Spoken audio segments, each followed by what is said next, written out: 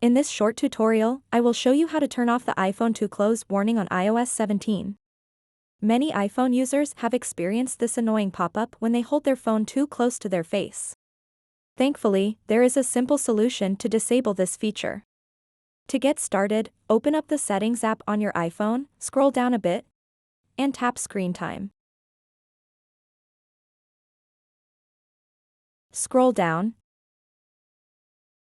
and you'll see an option called Screen Distance.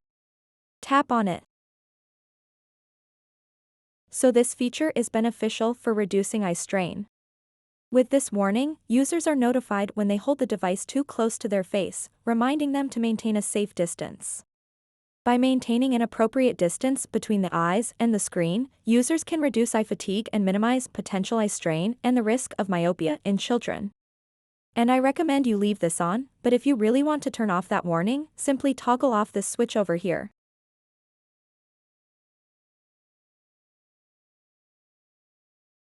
So that wraps up this tutorial. If you have any questions about this whole process, please let me know in the comments section below. And if this video helped you out, please give it a big thumbs up and subscribe to this channel for more tutorial videos like this one. Thank you so much for watching and have a good day.